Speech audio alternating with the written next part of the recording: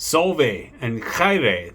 This is Dave, and doing some new vocabulary drills on. I've added several new words, and I'm probably not going to do really great on these because these are brand new, and a lot of these come from the Cambridge Greek textbook, Reading Greek, and some come from other sources.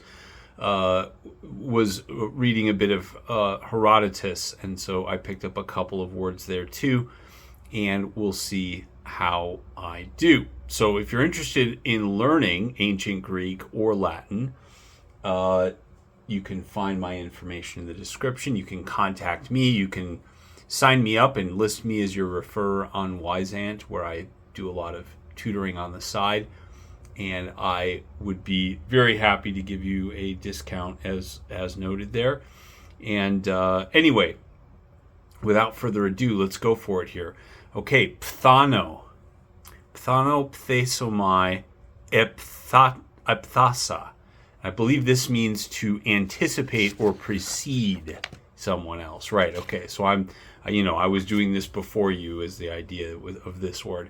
Okay, aphelko, so we learned helko, that's already in our stack. Aphelko is to drag away or pull away. Okay, yeah, we got that one. Lantano. Lantano, leso, elaton. So interesting word because it has that second aorist. It just means to escape someone's notice, to escape notice of the person that is the object of the verb. In other words, to elude the person, I suppose I would say. Okay, so there you go. Miseo. Well, I mean, if you know what misanthropy is, or misogyny for that matter, right? That just means to hate. And in fact, I believe we recently saw Socrates explaining why people started to hate him. He said, "Me misun," right? They hate me. So that's all that means, to hate. Okay. Atimadzo. This means like to treat someone as if they're dishonorable, like to dishonor them, not just in the sense of, I think it actually means to treat them like they are dishonorable, right? To like shame them almost. To hold them in dishonor. Okay. Koluo. And this, this means to prevent. That's what this is, right? Yeah, there we go. Prevent or hinder. Krateo. Well, we've seen the demos part of democracy. This is the krasi part, right? The krateo is to rule or to hold sway, right? To hold power. All right. Thuo. We have sort of come across this before because actually, maybe we haven't actually done it on the channel here. This verb means to sacrifice, and there is a word for an altar that is specifically, mostly where you see it used, it's referring to the altar of the temple in Jerusalem or of a Christian altar as opposed to a pagan altar. We have another word for that, bomos, right, for pagan altars. But thuo is to sacrifice, and that is the basis of the longer word thusiasterion, which is the word for altar that I was talking about there. Okay. Embino. This means to embark. Okay. Good. Ptoso. I believe this means to crouch or cower. That is a very strange word to have in your vocabulary list, but hey, I'm looking for any verbs I can find. Montano. So this is a pretty important word.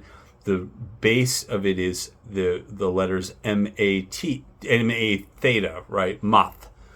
The mathetai, the disciples. Mathesomai and mathon. This is to learn, okay? To, the mathetai are learners, students.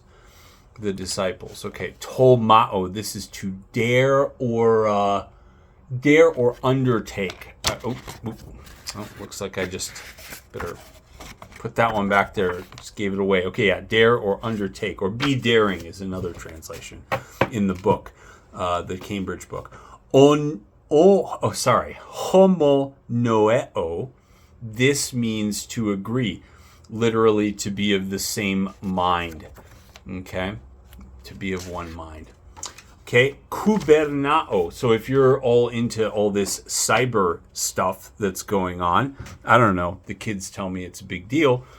Kubernao, this means to steer or guide. It's kind of interesting where the word cyber, cybernetics or cyberspace or whatever comes from, but all cyber means, kubernao, all right, is that you're like guiding something, like it's like using a remote control to make something move. That's what cyber is.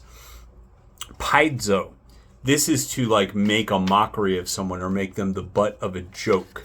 So, or like you could say nowadays people say stuff like, "Oh man, you're punking me," or "You're pranking me," or something like that. That would be the equivalent. Periskopeo. This is just to look around. Skopeo is to look. And periscope is periskopeo. The reason they call it a periscope is not that it raises up above the water, but because, or that you can put your eyes up to it and then turn 360 degrees, right, and see everything around you if you're in a submarine. Okay, hedomai. So if you've ever heard of hedonism or the hedonic treadmill, right, where your standard of living gets higher and higher and you continuously spend more money to keep it up. Hedomai means to enjoy or be pleased by something, right? Hedonism, okay? Next, oida. So this is a defective verb whose aorist form, oida, means I know. And this is an important word. And some of the other forms come from the verb for to see, which you might think, well, that seems different from I know, but they're all used interchangeably.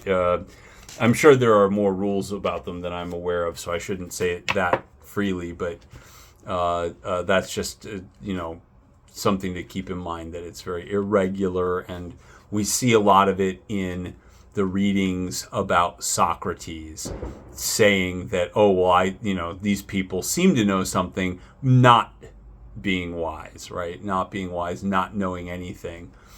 Okay, piraomai. Oh boy, what is this one? Piraomai, perasomai, eperasomein. This is to test or put to the test, yes? To try or attempt. Okay. I don't think I quite got that one. We'll put it back in the stack. Oimai is to think. All right, there we go. Think or suppose. Dokeo is to seem. In Latin, dokeo means to learn, to teach. I'm getting myself so confused here. But this dokeo, this is where we get, if you've ever heard of the heresy of Docetism, which said that Jesus only seemed to be human. He wasn't actually human at all. He was just God. That heresy gets its name from this Greek verb, dokeo. To seem can also mean something like to have a reputation for, because it's related to the word doxa, which is reputation, or could also be glory in Greek. He skole. This is leisure. And, when you're a student, you think that's crazy that somehow the words for school and leisure are always the same thing. What is that all about? Because that's not what school feels like to me. But being able to learn and not having to work, 16 hours a day in the fields, that was considered leisure, and rightly so. Hode, hede, tode. Okay, what is this? This is the word for this, actually. And it declines exactly like ho, he, ta, the definite article, except that you add de to the end of each form. So that's all it is, this, okay? Or here, this thing here, right? This is the demonstrative article that is for something close to you, as opposed to that, which is the demonstrative article for something that's farther away from you. He apodexis. So this is like a publication, a sharing, a presentation, you could say, okay? Proof or demonstration, okay, those are also good. From apodeiknumi, to prove. And this is a word that's used at the beginning of Herodotus' histories, where he says this is the publication, or this is the presentation of the history of Herodotus of Halicarnassus. which hopefully we can do on the channel at some point. I'm still just kind of getting acquainted with that text. He aitia. So this means either, the cause. It can mean fault or responsibility or guilt, even. And I include that there, like all nouns that end this where the stem ends with an I, they're going to decline a little bit differently in Attic, using an alpha instead of an eta.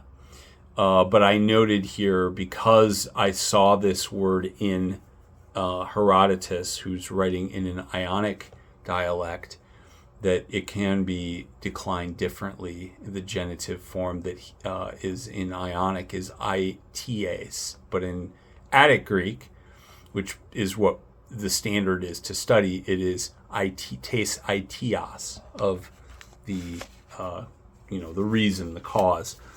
Okay, we'll come back and do the rest of these next time. That's enough vocabulary for today. Till next time, Wale.